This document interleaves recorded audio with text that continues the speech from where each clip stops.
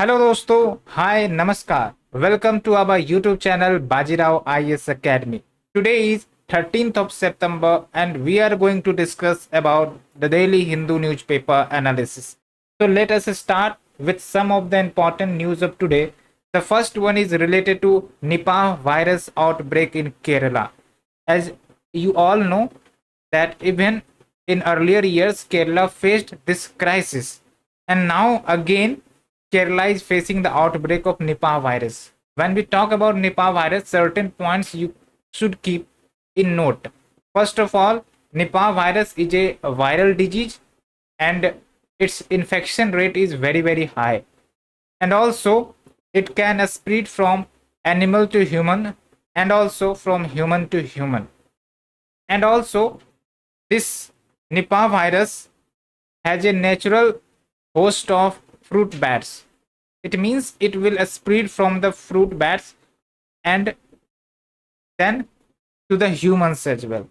So you can understand this is very problematic as we have already faced the COVID-19 crisis. And so to deal with that, the central government has appointed certain teams of experts and shifted to the Kerala so that they can understand about the Nipah virus and the outbreak and the influence. But there is no need to panic as confirmed by the minister.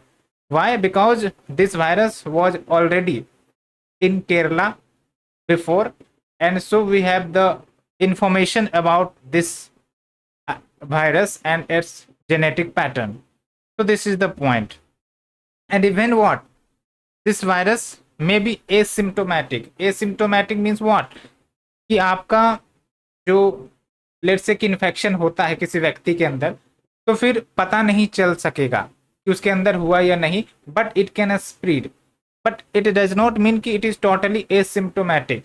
Even many a times the case gets reflected into the human body.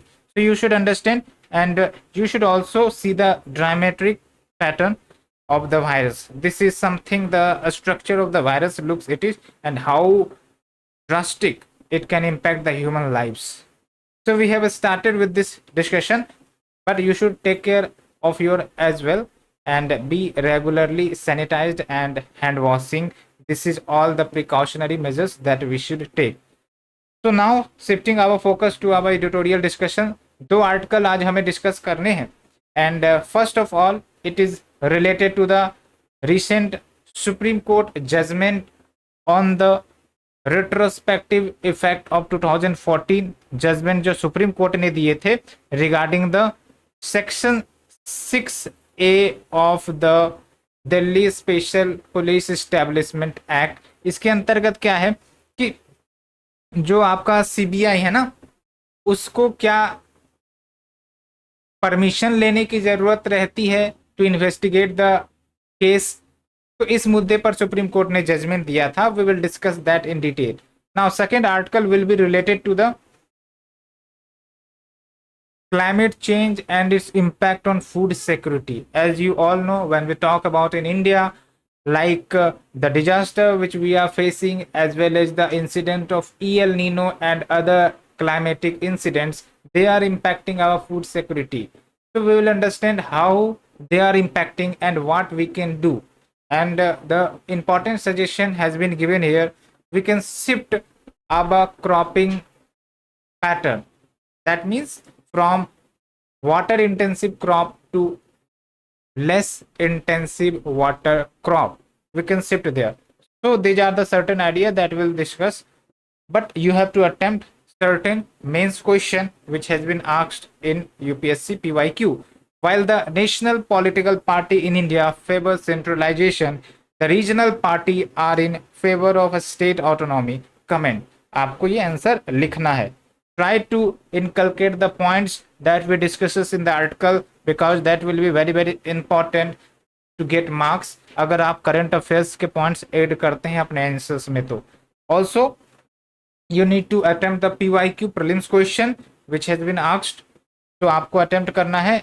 Why I try to give you these questions? Because आपकी regular practice होते चले जाए. अभी आपके पास लगभग 9 to 10 month है, तो आप आराम से प्रिपेयर कर सकते हैं। अगर आप डेली बेसिस पे क्वेश्चंस देखते हैं, उसे एनालाइज करके सॉल्व करने का प्रयास करते हैं, there will be a linkages, there will be a idea कि आपका जो माइंड है प्रॉपर तरीके से उस दिशा में, सोचने की दिशा में एक्टिवेट हो जाएगा। That is the objective that I try to aimed you.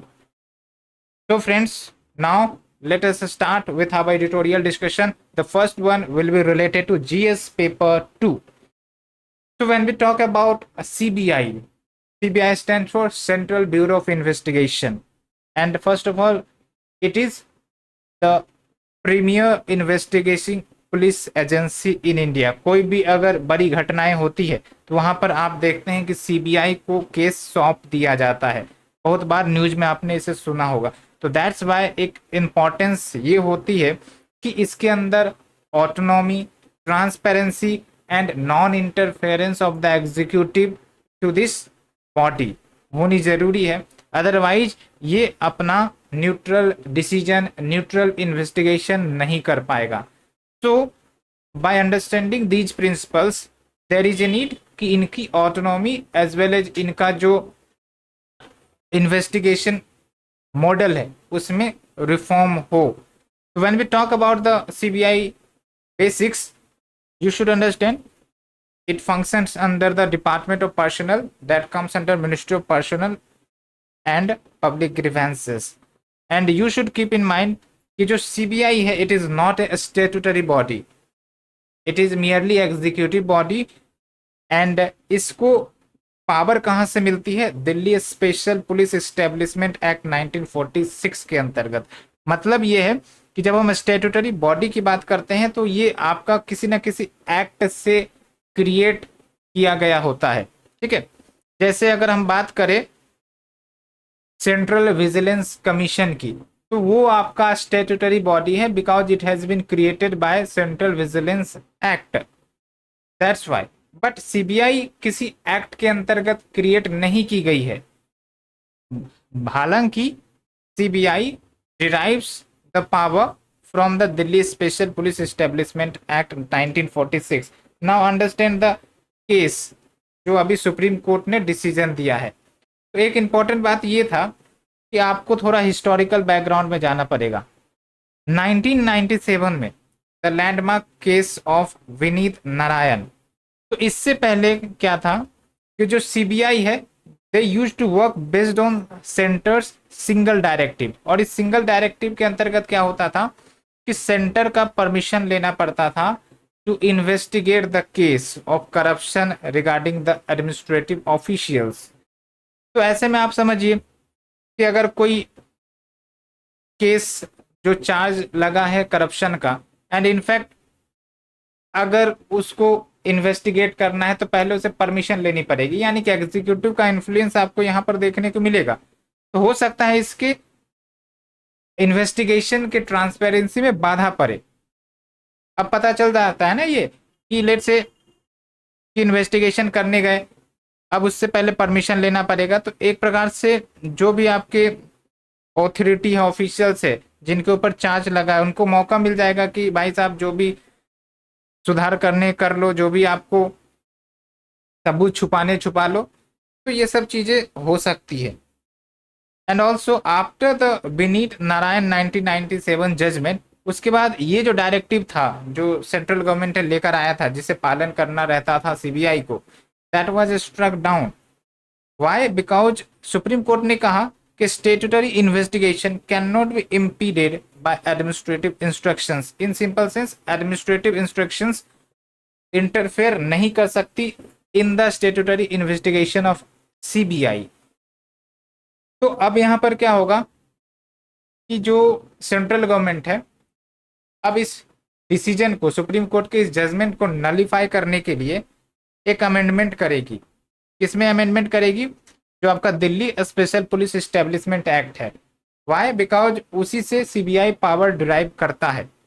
तो आप देख सकते हैं इन 2003 section 6A was introduced in this act to restore the prior approval requirement. So that is the point. तो फिर से ये मैटर कहाँ जाएगा? फिर से मैटर जाएगा सुप्रीम कोर्ट में। And when we talk about section 6A, it provides कि कोई भी investigation related to the corruption charges against officials of the rank of joint secretary and above that can only begin after central government's approval.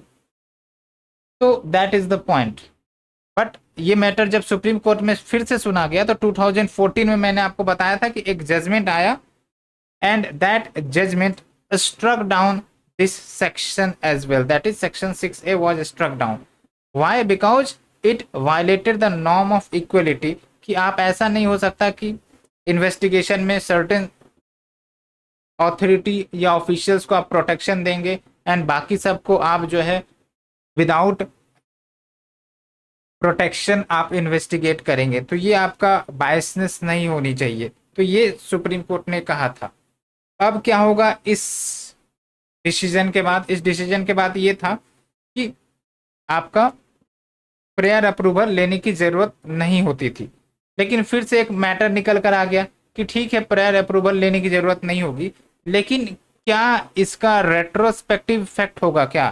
Because ये judgement कब आया? 2014 में। Retrospective effect का मतलब क्या हुआ कि इससे पहले जो भी ऑफिशियल्स लेट से कि करप्शन के चार्ज में फंसे होंगे उन पर इन्वेस्टिगेशन करना होगा, तो फिर क्या ये 2003 से लागू होगा या 2014 के जजमेंट के बाद से? तो इस मैटर पर क्लियरिटी नहीं थी।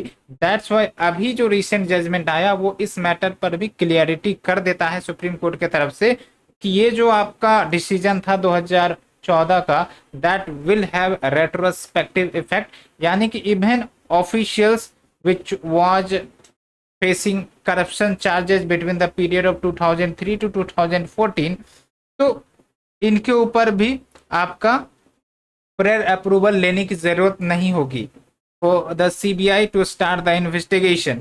क्यों? क्योंकि यहाँ पर सुप्रीम कोर्ट ने साफ साफ कह दिया कि post constitutional laws can not be inconsistent with the constitution. That's why ये जो हमारा जजमेंट है वो 2003 के बाद से भी लागू होगा, जब से सेंट्रल गवर्नमेंट ने ये 6A provision under the Delhi special police establishment act लाया था।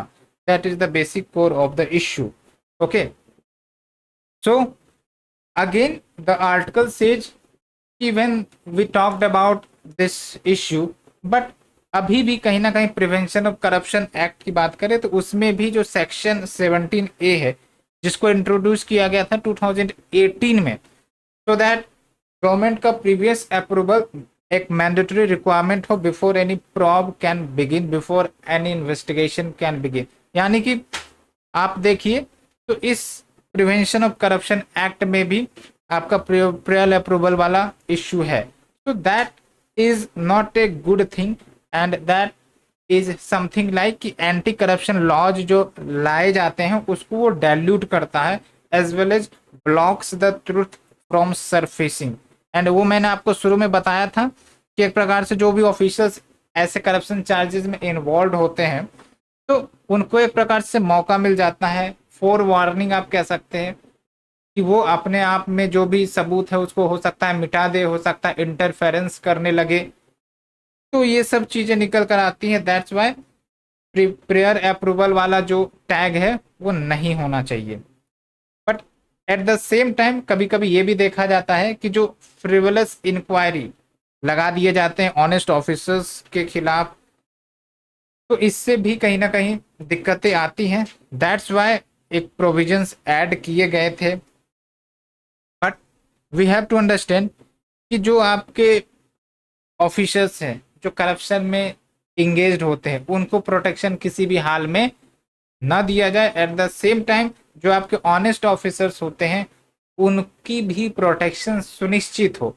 हालांकि गवर्नमेंट तो ये कहती है ना कि हम इस प्रकार के सेक्शंस या प्रोविजंस इसलिए लाते हैं ताकि जो ऑनेस्ट ऑफिसर्स है उनको हम प्रोटेक्शन दे सके, उनके ऊपर जो आरोप प्रत्यारोप लगते हैं उनको बचा सके। लेकिन यहाँ पर दोनों चीज निकल कर आती है कि ये हो सकता है प्रोविजंस उनको प्रोटेक्ट भी करे या फिर जो आपके करप्ट ऑफिसर्स हैं उनको भी प्रोटेक्ट कर सकती है, तो हमें बैलेंस करके चलना पड़ेगा। That is the crux of this article. Now after discussion we shift to our next tutorial discussion related to GS paper 2. GS paper 2. So when we talk about the recent incidents in India, what we are seeing, the Himachal disaster, along with the longer term of existence of western disturbances. In fact, when we talk about western disturbances, तो ये आपका winter phenomena है, winter climatic phenomena. इसमें होता क्या है कि जो आपके गर्म हवाएं हैं from the Mediterranean Sea, moisture laden wind, they comes towards India and they gives rainfall in the winter session in the region of northwest area of Rajasthan, Bihar, Uttar Pradesh, and that's why it is also very beneficial for the Rabi crops, that is the winter crops. But we are seeing certain variations, we are seeing certain changes in all these weather phenomena, as gets highlighted by the widespread destructions which raised concerns कि कहीं ना कहीं जो हम developmental projects northern planes में कर रहे हैं या फिर हिमालयन रीजन में कर रहे हैं, there is concerns about its sustainability and resilience. Because अगर सच में सस्टेनेबिलिटी और रेजिलेंस रहती तो इसका इम्पैक्ट हमें ज़्यादा देखने को नहीं मिलता. वह but huge devastations we are seeing in the news on the daily basis. तो एक और दिक्कत ये निकल कर आती है कि EL Nino phenomena. EL Nino क्या है? ये ज्योग्राफिकल फेनोमेना, आपको अंडरस्टैंड करना पड़ेगा, मैं आपको इसे समझाऊंगा. तो also because of the global warming there is a incident कि जो ईएल नीनो फेनोमेना है वो काफ़ी ज़्यादा एक्टिवेट हो रही है. And if this El Nino phenomena gets sustain for the longer time तो भारत के लिए नुकसान का पीरियड होगा. कैसे? एक तो ये कि ये जो ईएल नीनो फेनोमेना है इससे ड्राउट इंडिया में आता है ना. आपने बहुत बार सुना होगा कि एग्रीकल्चर में प्रोडक्शन की कमी आ सकती है, फिर रेनफॉल डेफिसिट हो सकता है. Why? Because El Nino phenomena drought conditions लेकर आती है. And also this El Nino phenomena में disturb the western disturbances. Why? Because western disturbances में क्या होता है, जो ठंड के समय में moisture laden wind Mediterranean region से आती है एंड वो रेनफॉल प्रोवाइड करती है. कहाँ पर? नॉर्थ वेस्टर्न रीजन में. लेकिन because of EL Nino phenomena winter period short हो जाएगा और वार्मर पीरियड काफ़ी ज़्यादा लॉन्गर होने लगेंगी. एंड बिकॉज ऑफ दैट जो प्रेसिपिटेशन है ना विंटर में जो होती है वो नहीं हो पाएगी. Because water holding capacity, moisture holding capacity बढ़ जाती है एयर की जब टेम्परेचर ज़्यादा होता है. तो रिलेटिवली वार्मर पीरियड में क्या होगा कि टेम्परेचर ज़्यादा रहेगा, मॉइस्चर होल्डिंग कैपेसिटी ज़्यादा रहेगी, तो वो रेनफॉल नहीं देगी विंटर में. That will affect our whole agricultural system and the patterns and the reservoirs and the rivers and the waters in them. तो this is the point that gets highlighted. लेकिन ऐसा नहीं है कि सारे El Nino phenomena adverse effect रखती हैं. क्यों नहीं रखती हैं? Because there is another event that is Indian ocean dipole. Indian ocean dipole भी कहीं ना कहीं ज्योग्राफिकल फेनोमेना है. इसके अंतर्गत क्या होता है कि जो आपका इंडियन ओशियन है ना, इंडियन ओशियन में एक तरफ आप समझिए जो कोल्ड वाटर है और एक तरफ आपका वार्म वाटर होते हैं. तो कोल्ड वाटर और warm water basically alternatively high pressure and low pressure create करते हैं. And because of the Indian ocean dipole जो आपका लो प्रेशर है वो इंटेंस हो जाता है इंडियन ओशियन में, and that helps in south west monsoon intensification in India. That is the basic crux. आप ऐसे मान के चलिए कि अगर पॉजिटिव इंडियन ओशियन डायपोल होता है दैट मीन्स कि इंडिया में जो रेनफॉल होगा मानसून के कारण वो अच्छा होगा. अगर निगेटिव होता है तो फिर रेनफॉल डेफिसिट हो सकती है. और ईएल नीनो की बात करते हैं तो अगर ईएल नीनो कंडीशंस ज़्यादा समय के लिए एक्टिवेट रहता है तो भारत में ड्राउट जैसी कंडीशंस आ सकती है. तो ये सब फेनोमेना का इंटरलिंकेजेज जो हमारे क्लाइमेटिक सिस्टम में ऑपरेट होती हैं that affects the rainfall pattern in India. And this has huge effect in the agricultural sector as well as many aspects with related to the water security. So this is all this, and you can understand the EL Nino basics. What is this via animation? आप देख सकते हैं कि जो आपका Australia है ना, ये आप देखिए, ये आपका ऑस्ट्रेलिया है और ये आपका साउथ अमेरिका है। ठीक है, तो ईएल नीनो में क्या होता है, सबसे पहले आप नॉर्मल कंडीशन समझिए। नॉर्मल कंडीशन क्लाइमेटिक पैटर्न का क्या है कि ये जो आपका पैसिफिक ओशियन है, ठीक है, ये टोटल आपका ये पैसिफिक ओशियन है, एंड इसमें जो आपका ईस्टर्न पैसिफिक है which is basically the west coast of South America, तो ये आपका कोल्डर रहता है नॉर्मल सिचुएशन में, एंड जो आपका वेस्टर्न पैसिफिक है that is the eastern coast of Australia, ये आपका वार्मर रहता है। तो जो वार्मर एयर होते हैं वो राइज अप होते हैं, तो दैट मीन्स कि वेस्टर्न कोस्ट ऑफ ऑस्ट्रेलिया से एयर राइज होता है एंड अल्टीमेटली वो सबसाइड होता है कहाँ पर, साउथ अमेरिका के वेस्टर्न कोस्ट में। तो दैट्स वाई यहाँ पर आपका डेजर्ट लाइक कंडीशन बनता है और यहाँ पर मानसून लाइक पैटर्न हमें देखने को मिलती है। लेकिन in the El Nino phase this circulation gets reverse and जो आपका साउथ अमेरिका है वहाँ पर रेनफॉल होने लग जाती है, और जो आपका ईस्टर्न कोस्ट ऑफ ऑस्ट्रेलिया है वहाँ पर आपका रेनफॉल डेफिसिट होता है, and this rainfall deficit causes कि यहाँ पर जो आपका इंडियन ओशियन में जो प्रेशर बनता है वो भी रिवर्स हो जाता है। तो अल्टीमेटली वो इंडियन ओशियन में जो साउथ वेस्ट मानसून का ओरिजिन होता है अल्टीमेटली, तो उसमें भी असर पड़ जाता है, एंड वो इंडिया की तरफ ना खींचकर वो बेसिकली जो विंड है that is the moisture laden wind वो कमजोर पड़ जाता है। That's why El Nino condition lead to drought in India, that is the basic point. और यहाँ पर आप देख सकते हैं ये है आपका नॉर्मल कंडीशंस, ये आपका नॉर्मल कंडीशन है, मैंने आपको बताया। यहाँ पर देखिए ये आपका ऑस्ट्रेलियन कोस्ट मान सकते हैं आप, और ये आपका साउथ अमेरिका जो मॉइस्चर लेडन विंड है वो राइज हो रही है और यहाँ पर आपका सबसाइड हो रहा है, and this pattern is going on and this is basically the normal pattern. But in the El Nino situation you can understand, EL Nino situation में आपका ये न्यूट्रल स्टेज है। Now you will see the El Nino stage, आप यहाँ पर देख सकते हैं जो मॉइस्चर लेडन विंड है वो साउथ अमेरिका के कोस्ट पर जाके स्टक हो जाता है, एंड यहाँ पर आपका ड्राउट कंडीशंस ऑस्ट्रेलिया में लाता है, and that ultimately affects the moisture nature of Indian Ocean that ultimately affects the southwest monsoon. So this is the point. Now, if you talk about the impact, because El Nino condition brings drought-like condition, तो definitely agriculture के लिए बोले तो जो water है काफी महत्वपूर्ण है, खासकर इंडिया में। बिकॉज इंडिया की बात करें तो हमारा जो मेजर खरीफ क्रॉप्स हैं वो रेनफॉल पर डिपेंडेंट है, and the kharif crop requires huge water.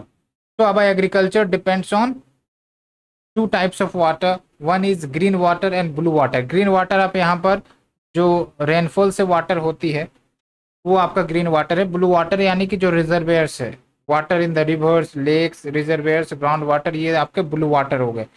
And when we talk about blue water तो ये आपका कब काम आता है, जब हमारे देश में रेनफॉल नहीं होती है। आपको पता होगा ना कि 4 से 5 महीने इंटेंसिव रेनफॉल होता है, बाकी जो बचे मंथ है वहाँ पर रेनफॉल नहीं होती है। तो ये जो आपके रिजर्वेयर है यही काम करते हैं हमारे एग्रीकल्चर को सींचने में, ठीक है। तो basics for irrigation is your blue water, and when the El Nino phenomena comes they affect our rain fed agriculture, because rainfall की कमी हो जाएगी तो जो हमारे फार्मर्स है which is majority dependent on the rainfall agriculture, तो फिर वो कल्टिवेट नहीं कर पाएंगे। That means delaying the start of rains and affecting the sowing time, and also जो प्लांट ग्रोथ है वो भी प्रभावित होती है because of excessive drought and the rise in temperature and the lack of soil moisture. And you can understand around half of the cultivated area in India depends on green water, not on the blue water. Green water means what? The water comes from the rain. But monsoon is not dependent on us. We are dependent on monsoon. It means अगर monsoon सही बारिश नहीं दे जाती है India में तो agriculture पर काफ़ी बुरा असर पड़ता है, फूड सिक्योरिटी पर बुरा असर पड़ता है, as well as food inflation जैसी कंडीशंस भी आ सकती हैं जो इस बार आते हुए दिख रही है। दैट्स वाई इंडिया ने बहुत सारे फूड ग्रेन्स पर एक्सपोर्ट को लेकर बैन भी लगाया था, आपने न्यूज में भी सुना होगा। And also if you talk about some facts, our daily diet in India also requires 3268 liters of water per person per day, and ये आपका जो क्रॉप्स है जिसके माध्यम से हम कंज्यूम करते हैं, तो इसमें जो 75% ये फुटप्रिंट है it is green water. And even अगर इरिगेटेड एरियाज भी है तो many dominant crops require green water, that is 35% rice paddy depends on the green water, yani despite we have the irrigation facilities but also we requires rain water as well, because पूरी तरीके से हम irrigated water पर depend नहीं रह सकते। and in fact there is a condition like 2015-16 में El Nino year था, तो soybean production in India decline by 28% from 2013 to 2022 average. So the impact of El Nino and the drought-like condition has huge consequences.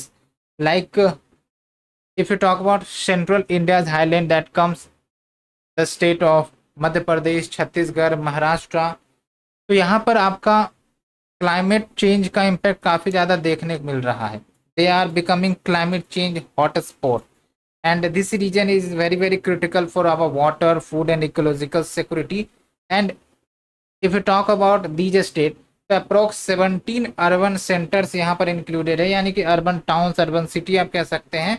And also these regions are the origin for 5 of India's 10 major river basin. और अगर यहाँ पर हमें सही rainfall नहीं मिलती है तो यहाँ से जो रिवर ओरिजिनेट होते हैं और जो वाटर वॉल्यूम है वो आपका न्यूट्रल क्वांटिटी में नहीं रहेगा, and that will more lead to water stress like condition. तो पेरिनियल वाटर स्ट्रेस जैसी सिचुएशन आ सकती है। एंड ऑल्सो ये जो रीजन है ना, एक तो ये कि अर्बन रीजन है तो वाटर डिमांड काफ़ी ज़्यादा होती है, और दूसरी इंपॉर्टेंट बात ये भी है कि यहाँ पर लेट्स से कि राबी क्रॉप्स कल्टीवेट किए जाते हैं। तो राबी क्रॉप्स में क्या होता है, रेनफॉल उतनी ज़्यादा मात्रा में होती नहीं है, तो हमारे जो ब्लू वाटर्स हैं, तो ब्लू वाटर्स का हम यूज करते हैं फॉर द इरिगेशन पर्पज। तो इससे क्या होता है कि जो पॉपुलेशन है उनके पास वाटर अवेलेबिलिटी की कमी हो जाती है, because as you all know 90% of the ground water extractions are utilised for the agriculture sector. That is the important point. And also after the end of south west monsoon, north east monsoon आपका तमिलनाडु में हमें देखने को मिलता है ना। आपने पढ़ा होगा मानसून के बारे में, ये आपका साउथ वेस्ट मानसून है, और जब ये साउथ वेस्ट मानसून अपना पूरा मॉइस्चर शेड कर देती है तो उसके बाद नॉर्थ ईस्ट मानसून आती है, and that gives rainfall to the Tamil Nadu region. ठीक है, द कोस्ट ऑफ तमिलनाडु और द आंध्र प्रदेश, तो यहाँ पर आपको रेनफॉल मिलता है from the north east monsoon. And this north east monsoon is very important for the rabi crops as well as overall water security. That's why ये जो आपका कंट्रीब्यूशन है for the green water from the north east monsoon, it is very important and plays significant role as well. But there is a persistent uncertainties regarding the precipitation cycle. On the one side there is an increased frequency of intense rain events, and also the impact of global warming, we are seeing that they are accelerating the hydrological cycle. And also other uncertainties like global climate models have failed, and that's why what we need to do, we need to base our adaptation plans on the ideas कि ये जो आपके trends हैं वो continue होने वाले हैं। So how do we respond, what should be our action. तो सबसे पहली बात, reducing dependence on water intensive crops, है ना। वाटर इंटेंसिव क्रॉप्स पर डिपेंडेंसी हम कम करेंगे तो होगा क्या कि हमारी जो वाटर रिक्वायरमेंट है वो कम होगी। As well as it is an estimate that suggest कि more than 30% of the blue water can be saved with such shift in crops along with shorter growing cycles वाले क्रॉप्स में हमें shift करना पड़ेगा। अर्ली वार्निंग सिस्टम को मजबूत करना पड़ेगा।